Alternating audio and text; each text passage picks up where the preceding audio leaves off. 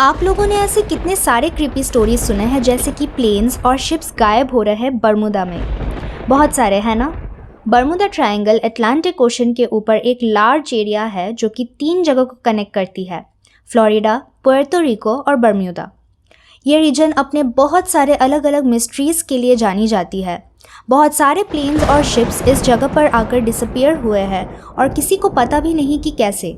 बर्मुदा triangle को devils triangle भी कहा जाता है।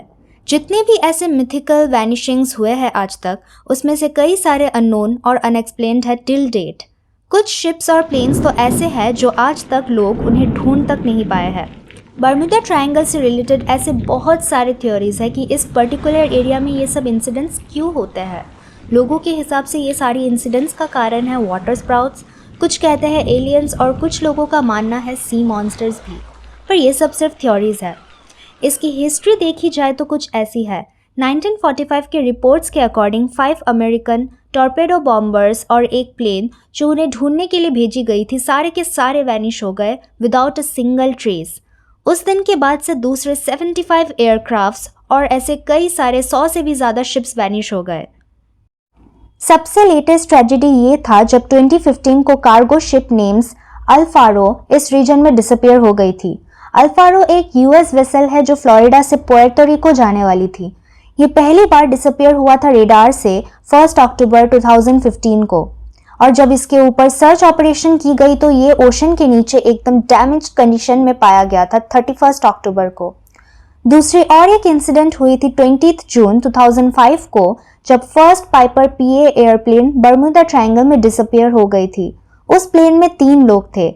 फिर ऐसे दूसरी घटना 10 अप्रैल 2007 को भी हुई थी, जब और एक पाइपर पीए एयरप्लेन बेरी आइलैंड के सामने से डिसअपियर हो गई थी। उस प्लेन में सिर्फ पायलट थी और कोई पैसेंजर्स नहीं थी, पर आज तक ये दोनों में से कोई भी एक प्लेन पाई नहीं गई। और दूसरे छोटे मोटे इंसिडेंट्स भी होते रहे, जैसे कि एक लग्जरी कैबिन क्रूजर जिसका नाम था विचक्राफ्ट, जो कि बरैक को बिलोंग करती थी, जो एक पॉपुलर होटल भी ओन करती थी। वो अपने फादर के साथ गए हुए थे एक अच्छी क्रिसमस हॉलिडे एंजॉय करने 1967 को। कुछ देर बाद बरैक ने शोर गार्ड्स को कॉल किया और उन्हें कहा कि उनकी वेसल किसी चीज़ से टकराई और वो उनसे टोइंग के लिए मदद मांग रहा था। और जब गार्ड्स उनके बताए हुए एग्जैक्ट लोकेशन पर पहुंचे तब उनको वहाँ पर कोई नहीं मिला। वो बोट अलॉन्ग विद बरैक और उनके फादर सब गायब हो चुका था और किसी को उनके बारे में कभी भी आज तक कुछ भी पता नहीं चल पाया। कई सारे थ्योरीज बताए जाते हैं बर्मुदा ट्रायंगल के बारे में, पर अभी शायद फाइनली ये मिस्ट्री सॉल्व हो चुकी है। यूनिवर्सिटी ऑफ कोलोराडो से कुछ अमेरिकन साइंटिस्ट की टीम्स ने इस एरिया के सैटेलाइट इमेजेस को एनालाइज किया था और कुछ series of hexagonal shaped clouds notice किया। मीटेरोलॉजिस्ट के अकॉर्डिंग ये क्लाउड्स शायद एक एयर बॉम्ब की तरह रिएक्ट करता है। ये माना जाता है कि इन एयर बॉम्ब्स के कारण डेडली एयर ब्लास्ट होते हैं जो कभी कभी 170 माइल्स भी एक्सीड कर जाती है। ये hurricane force winds literally 45 feet length तक के वेव्स जनरेट कर सकती है और कोई भी शिप ऐसे स्टॉर्म्स विथस्टैंड नहीं कर सकती और ना ही किसी एयरक्राफ्ट के लिए ऐसे विंड झेलना पॉसिबल है। Clouds normally straight edges form नहीं करती, पर बर्मुदा ट्रायंगल के सैटेलाइट इमेजेस को जज करते हुए पता चला है कि ये एक एक्सेप्शन है। इस इंफॉर्मेशन के पता चलने के बाद बहुत सारे रिसर्चेस कंडक्ट की गई है। साइंटिस्ट अभी भी प्रॉपरली पता लगाने की कोशिश कर रही है कि इन सब एनोमलीज का एग्जैक्ट रीजन क्या है। पिछले के वैनिश हुए एयरक्राफ्ट्स और शिप्स के रिकॉर्ड्स को उठाकर देखा जाए तो अभी तक अप्रॉक्सीमेटली 2000 से भी ज़्यादा शिप्स और 200 से भी ज़्यादा एयरक्राफ्ट्स गायब हो चुके हैं। एक इंसिडेंट ये हुआ था जब एक एयरप्लेन नेम्ड बीचक्राफ्ट बोनंजा, जो कि एक सिंगल इंजन एयरक्राफ्ट था, उसके पायलट थे ब्रूस और 2 पैसेंजर्स ऑन बोर्ड थे। उन्हें बहामास के एंड्रोस आइलैंड से फ्लोरिडा तक जाना था। पहले कुछ देर तक सब कुछ ठीक था, पर धीरे धीरे उनके कुछ आसपास स्टॉर्म क्लाउड्स दिखाई देने लगे, पर उनके पास उस क्लाउड्स के थ्रू फ्लाई करने के अलावा और कोई ऑप्शन नहीं था। जाते जाते वो प्लेन सेफली क्रॉस कर ही चुका था कि आगे चलकर सेम वैसा दूसरा क्लाउड था एक और, जिसके थ्रू उन्हें वापस गुजरना पड़ता, पर इस बार वो थोड़ा अलग था।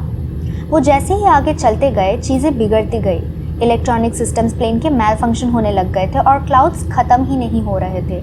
ब्रूस को ऐसा लग रहा था जैसे कि वो क्लाउड्स सिलिंड्रिकल थे और स्पाइरली घूम रहे थे, और ना ही वो प्लेन उस स्पाइरल से बाहर निकल पा रही थी। जब एयरक्राफ्ट फाइनली उस टनल से बाहर आई तब उसने इमीडिएटली ग्राउंड कंट्रोल को कांटेक्ट किया और उसका लोकेशन डिटरमाइन करने को कहा। पर जब डिस्पैचर ने चेक किया तो देखा कि वो प्लेन रेडार में विजिबल था ही नहीं। पर उस डिस्पैचर ने कहा कि वो ऑलरेडी मायामी एयर स्पेस में था। ये सुन के पायलट शॉक हो गया क्योंकि ब्रूस को कवर करना था टोटल 250 माइल्स, तो डिस्टेंस के हिसाब से टोटल जर्नी 90 मिनट्स की थी। पर ब्रूस को मायामी पहुंचने में सिर्फ 47 मिनट्स लगे थे और वो प्लेन भी सिर्फ 180 माइल्स पर आवर के रफ्तार से ही चल सकती थी और ये सब इम्पॉसिबल था।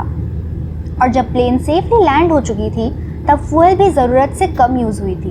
इन सब के बारे में ब्रूस ने बहुत लोगों से कांटेक्ट किया पर किसी को नहीं पता था कि एग्जैक्टली क्या हुआ था उस दिन।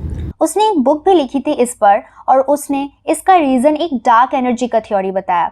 पर आज तक कोई नहीं बोल पाया है कि एग्जैक्टली वो प्लेन क्यों इतने शॉर्ट टाइम पर मायामी लैंड कर चुकी थी। कुछ थ्योरीज ये बताते हैं कि बर्मुदा ट्रायंगल में एक बहुत ही लार्ज स्केल में मैग्नेटिक एनोमली है। एक region where earth's magnetic field lines are warped and twisted, जिसके वजह से कोई भी शिप्स और प्लेन्स क्रॉस करते हैं तो उधर नेविगेशनल मिस्टेक शो करती है। But still as an evidence अभी तक ये प्रूफ नहीं कर पाया है साइंटिस्ट कि वहाँ कोई मैग्नेटिक डिस्टर्बेंसेस प्रेजेंट है। कुछ साइंटिस्ट ये क्लेम करती है कि मोस्ट ऑफ द शिप सिंकिंग्स वहाँ मैसिव बबल्स के कारण हुई है जो कि अंडर वाटर मीथेन डिपॉजिट्स के कारण रिलीज होती है। बर्मुदा ट्रायंगल के ठीक नीचे ऐसे कई सारे लार्ज पॉकेट्स ऑफ गैसेस है जो कि कभी कभी रिलीज होती है, जिसके कारण ये एक फ्रॉथी सूप जैसा बन जाता है और कोई भी शिप्स और प्लेन अगर उसके ऊपर से क्रॉस करती है तो सिंक हो जाती है। दूसरा एक्सप्लेनेशन बर्मुदा ट्रायंगल का ये दिया जाता है कि वहाँ रोग वेव्स का प्रेजेंस है।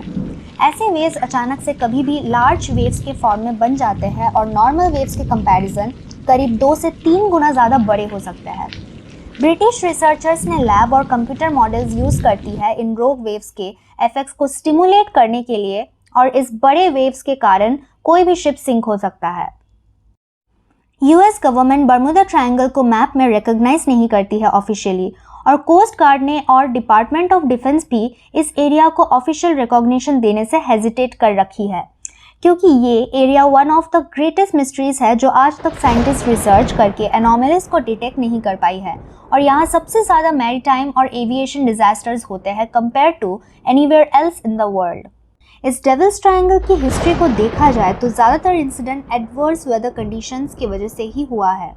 इसके अलावा मैकेनिकल फेलियर्स और इक्विपमेंट मैलफंक्शंस बहुत कॉमन है। जब इस एरिया से कोई भी कॉम्प्लेक्स मशीन्स जैसे कि एयरक्राफ्ट और शिप्स क्रॉस करती है तो बहुत सारे मैकेनिकल फेलियर्स होते हैं। बर्मुदा ट्रायंगल बहुत सारे सेंसेशनलाइज थ्योरीज को रिप्रेजेंट करती है। कुछ बातें फिक्शन जैसी लगती है जिन्हें हमें रियल लाइफ एविडेंस के थ्रू अंडरस्टैंड करना बहुत इंपॉर्टेंट है। बहुत सारे साइंटिस्ट इस बात पर रिसर्च कर रही है कि इन सब एनोमलीज का एग्जैक्ट रीज़न क्या है, जैसे कि डॉक्टर कार्ल ने इन सब मिस्ट्रीज़ को डिबंक किया और उनके हिसाब से वो इन सब का एग्जैक्ट रीज़न ह्यूमन एरर और एडवर्स वेदर कंडीशंस बता रही है। अगर हम बर्मुदा ट्रायंगल की मिस्ट्री को एक लॉजिक और क्रिटिकल थिंकिंग के पॉइंट ऑफ व्यू से सोचें तो शायद हम इस एरिया के एनोमलीज को डिटेक्ट कर पाए।